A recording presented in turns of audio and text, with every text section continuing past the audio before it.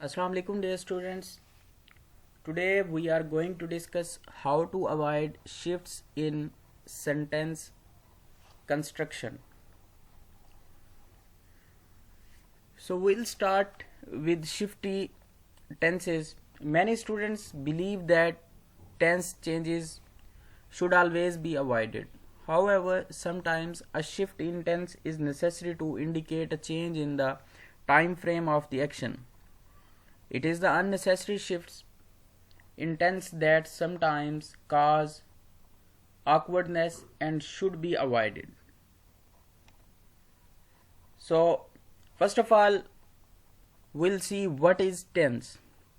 Tense is the grammatical word to describe the ending of a verb. English usually marks the sense of time with an adverb. For example, it is happening today or it happened yesterday. When proofreading for unnecessary tenses shifts, there are several questions to keep in mind. When do I want to set this action? And has the time period changed?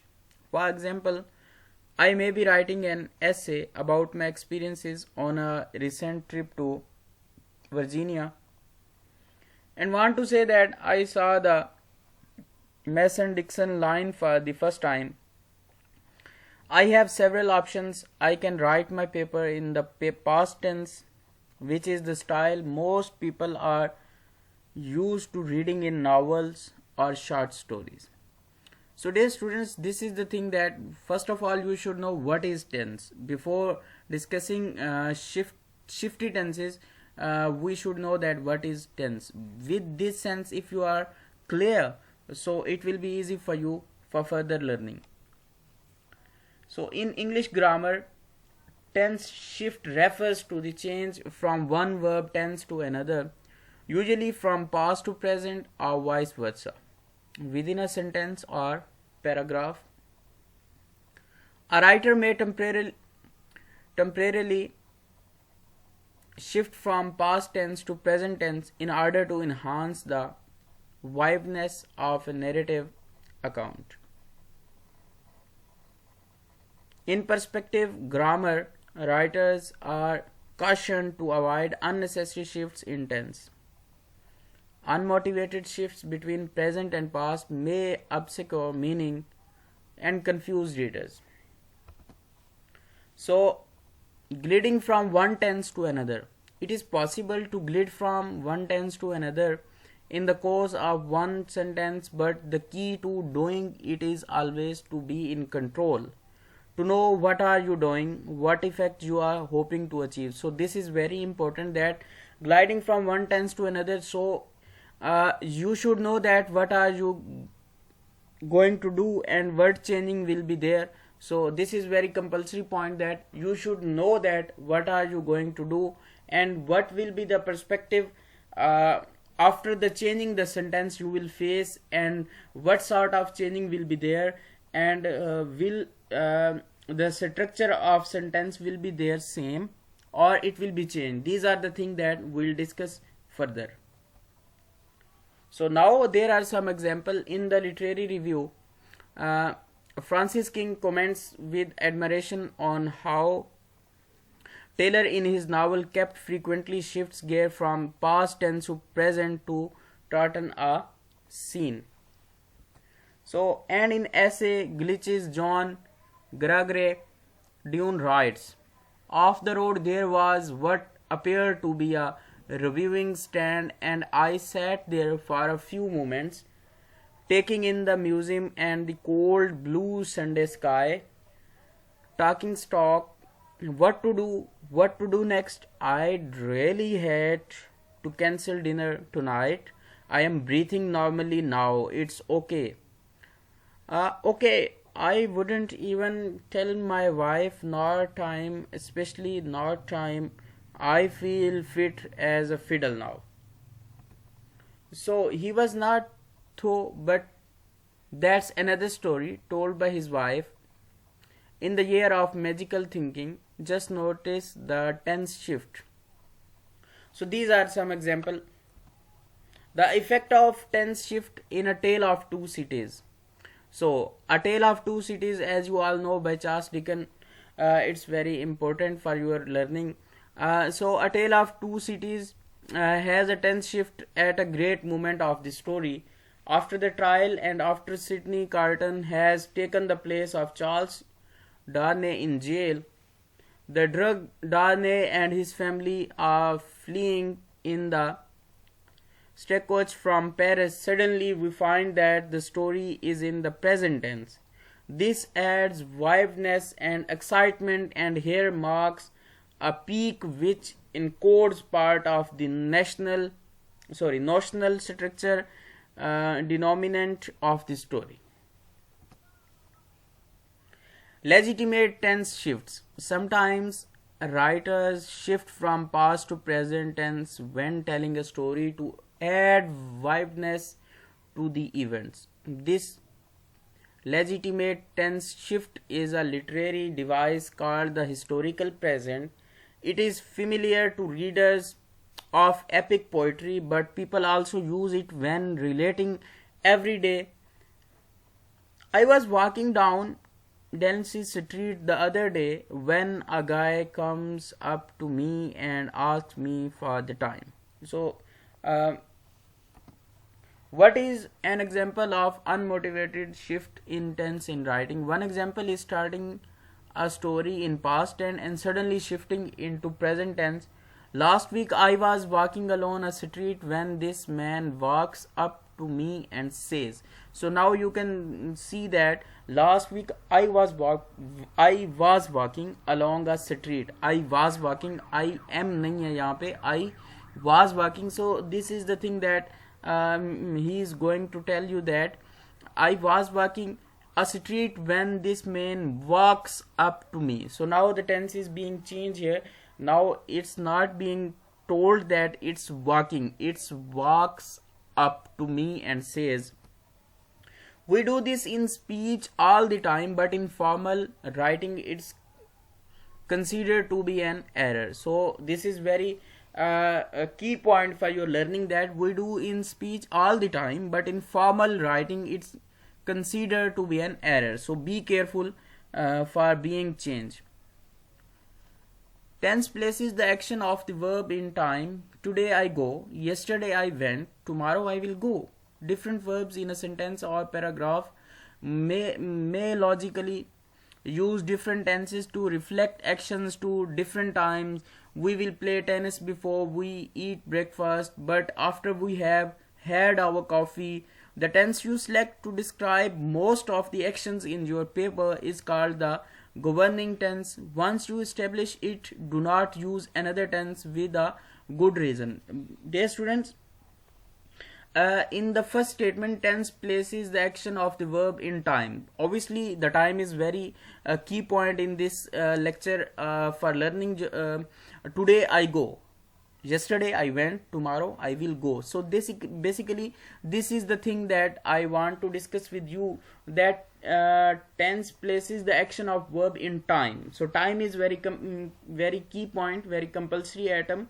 So today I go, yesterday I went, tomorrow I'll go. So with the passage of time the tense will be changed. The last one, the tense you select to describe most of the actions in your paper is called the governing tense. Once you establish it, do not use another tense without a good reason. That you should have a good reason for using another tense. The literary present tense is used to describe literature or art. If you use it, do so it consistently. So the literary present tense is used to describe literature or art. It is common practice to analyze literary works in present tense. Thus you would write Pearl is a difficult child rather than Pearl was a difficult child. In an analysis of Hawthorne's the Scarlet Letter, if you are quoting a critic who has used a past tense verb in a particular sentence, you may change the tense of the critic's verb by typing the tense you wish to use in square brackets. This bracketed change of the tense avoids an awkward verb tense shift in your text. As a general rule of thumb, however, avoid changing the tense of verb in the text of a literary work you are analyzing. So now we'll see shift in verb tense. Shifts in verb tense are created when a sentence moves between past, present or future tense. Obviously, tense moves around these things that you have to deal with them. So this is especially common in narrative essays, but can also occur in academic essay which should use present tense. Sometimes the verb in a sentence may refer to action that is occurring at different times, which would require different tenses, otherwise maintain consistent tense unless the intended meaning requires change. So we'll see the example. During the soccer game, Brett's dad stood up and screams at the coach. So in this example, the first verb stood is past tense. So now you have to look at the example very carefully, that stood is past tense, the following verb screams is present tense. If he stood up past tense, he must scream in the same tense, which would be screamed. So now look at again the example. During the soccer game, Brett's dad stood up and screams at the coach. So as earlier I have discussed that stood is here past tense, screams is present tense. If he stood up, past tense is there, he must scream in the same tense. You should not change the tense, which would be screamed, not screams. So another example is here. The teacher explains that the paper were due Friday, but the students complained about the due date. The teacher explains in present tense, so the students should complain in present tense. So but the students complained. Here we have used the second tense, second form of the tense, second form of the verb. It is indicating that we are using past tense, but in the earlier we have said that the teacher explains. So for this we have to use the same tense in earlier and on the last. Example is there. During the baseball game, the sky darkened, the wind blew up, and a rumbling boom announces the impending storm. So the time frame is introduced as past tense. Darkened and blew up are both past, so announces should be the past as well. So now we'll use that, announce the impending storm. Look at the example. During the baseball game, the sky darkened. Obviously that's the second form of the verb. The wind blew up, that's two second form, and a rumbling boom announces. So we'll use here that announce the impending storm. So the things will be the same in a same tense. So here is a hint. Don't be fooled by the introductory words during the game. Even though during means an action is continuous in general, it doesn't mean that the sentence action is necessarily continuous. So now we'll see that avoiding incorrect shifts in verb tense. You will use many different tenses within your writing, and shifts between tenses are fine as long as they accurately represent the action described by the passage. Where learners sometimes encounter difficulties is when they mix verb tenses within a sentence or description. So for example, the tide is high and it flooded the road. So is indicates simple present tense. The tide is indicates simple present tense. Flooded indicates simple past tense. Choose the correct tense and use that tense throughout the sentence. The tide was high and it flooded the road. So now in the earlier example we have said that the tide is high and it flooded the road. So now we'll use the same tense. Obviously the tide was high and it flooded the road. That's the basic thing that we are discussing in this lecture, that how to avoid you have to the shifting in tenses. Obviously this is the thing that we'll see further, that in which sense and in which aspect you have to avoid for these terms. So now, why it is important to avoid unnecessary shifts in verb tense? The verb tense expresses a sense of time in a sentence, paragraph, paper or longer work. Generally, the writer should establish the time perspective. Obviously, time perspective means past, present or future. Obviously, work is being done or it is going to be done or it is in the present tense in the opening sentence, and maintain that tense consistently throughout his or her work. Obviously, it is being said earlier that you have to be focused on your consistently throughout his or her own work. Although there are occasions when a shift in tense is appropriate, unnecessary and inconsistent shifts, especially within a sentence, are distracting to the reader and can cause a break in overall coherence. So how can you correct unnecessary shift in verb tense? So now we are dealing with these things. In a passage where an unnecessary shift has occurred, go through and highlight each of the verb and verb phrases. So these are the points that how you have to correct unnecessary shift in verb tense. In a passage where an unnecessary shift has occurred, go through and highlight each of the verb and verb phrases. This is the number 1 point. Number 2 is change the tense of the inconsistent verbs or verb phrases to align them with the primary tense that has already been established. Reread the passage aloud and listen for consistency in verb tense. Refer to a list of irregular verbs in a dictionary or style guide as an aid for choosing the proper form of the verb. So these are the 4 points that how you can deal with the unnecessary shifts in verb tense. So now, inconsistent verb tense. There are 2 types of verb tenses. So number 1 is inconsistent verb tense. So inconsistent verb tense advocates of through hand washing believes this practice will help prevent illness. There have been those who challenge this view.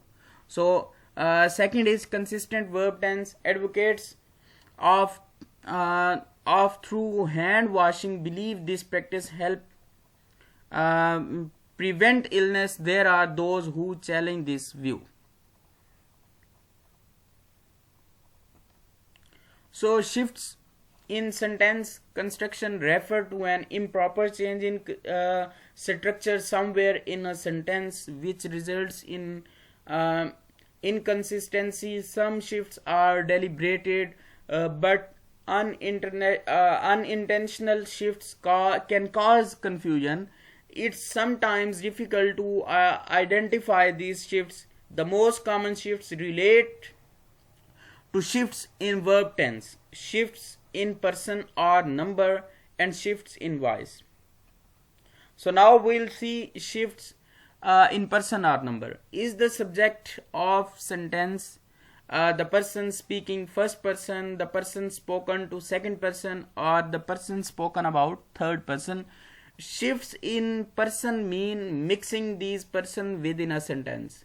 Students often use second person. Obviously, second person is you in academic writing when first or third person is preferred.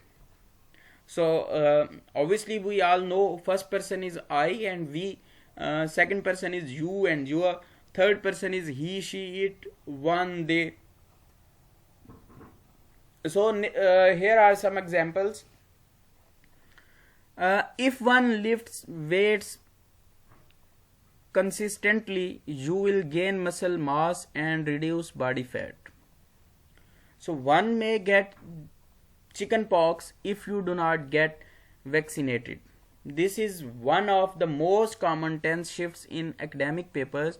One is third person and you is second person. If one lifts weights consistently. So now one is third person obviously, and in other part of the tense he is also discussing with the third person, that you will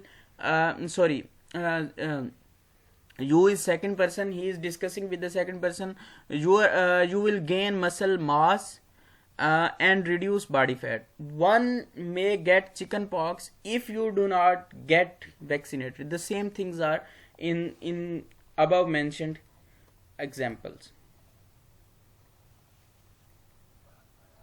So now if someone must dissect the frog, they should do it while closely supervised.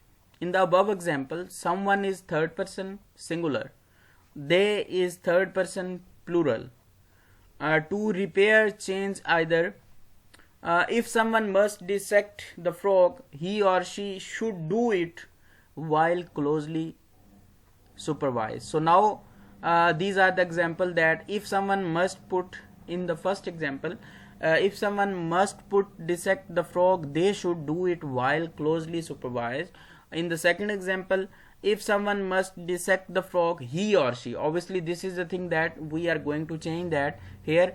In the first example we are using they, but in the second example we are using he or she.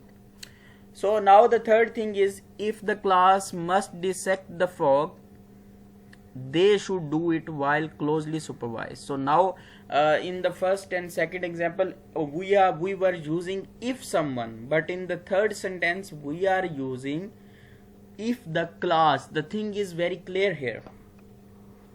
So another example, clerks get paid less than assistants, though a clerk does the same type of work. Now this is an error in number. Clerks in plural and a clerk in singular. Choose one or the other. A clerk gets paid less than an assistant, though a clerk does the same type of work. So now clerks get paid less than assistants, though they do the same type of work. So now look at the first example, clerks get paid less than assistants. So now we are using the plural, same with the clerks and then with the assistants.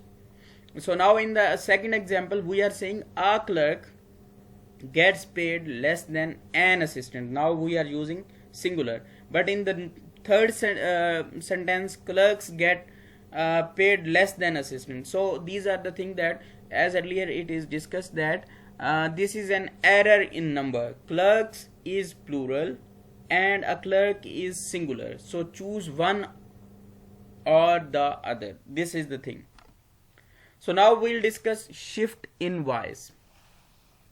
Shifts in voice refer to mixing active with passive voice. A sentence beginning in active voice should remain in active voice. If the subject acts on something, it's active. If the subject is acted upon, it's passive, obviously. However, sometimes a shift in voice is justified, so be careful it's communicated clearly. So this is the thing, that if you are dealing with the active and passive voice, so you should be very careful as in the beginning of sentence, and the same thing will be there with the your, when you are going to close a sentence or you have to done with the your sentence, the same thing will be there. And on the last, sometime a shift in voice is justified, so be careful in it's communicated clearly. Obviously that's the thing, that if you are communicating clearly, that's the thing that how you are dealing with the shifts. So now examples are here. The visiting team won the tournament and a trophy was awarded to them. So in the example, team won is active voice, trophy was awarded is passive. To correct the turn passive second part of the sentence to active. So now look at the example. The visiting team won the tournament and they were awarded a trophy. So now you have to feel the difference between these two sentences. The visiting team won the tournament and a trophy was awarded to them in the first sentence, and but in the second sentence the visiting team won the tournament and they were awarded a trophy. So now look at example again. In the first sentence a trophy was awarded to them, but in the second sentence they were awarded a trophy. So this is the thing that you have to be very careful about these shifts. So the thieves approached the woman and she was asked for her purse. So this example can be corrected in the same way as the previous. The thieves approached the woman and they asked her for her purse, obviously. So now in the first and second example you can check the error there. The thieves approached the woman and she was asked for her purse. In the second sentence the thieves approached the woman and they asked her for her purse. So now as you can see, it's not always easy to locate shift in tense, person or voice. We often know something is not quite right, but you have a hard time figuring out what exactly it is. So this is the thing that dealing with the shifts you should be very careful that what are you going to do with these shifts. So this is the thing that we have today discussed in our lecture, that how to deal with the shifts, what are the shifts. So shifts are very commonly basically writers should keep the elements in a sentence consistent, avoiding any unnecessary change in tense. Obviously voice, mood, person, number and discourse, such unnecessary changing or shifts may make reading difficult and obscure the sentence meaning for the reader. So this is the thing that you should be very careful as a being the student. So obviously shift can be problematic for the reader as well as for the writer too. So it's very compulsory and important for the changing in active and passive. As earlier we have discussed here that shift in voice refer to mixing active with passive voice. A sentence beginning in active voice should remain in active voice. This is the thing that if you are going to deal with active voice you should be there in active voice. So a sentence beginning in active voice should remain in active voice if the subject acts on something.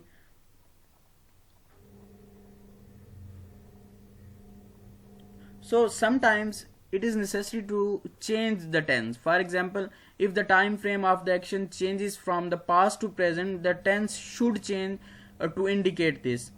Although it was only a 4-hour ride from so it's another example, but now I am discussing that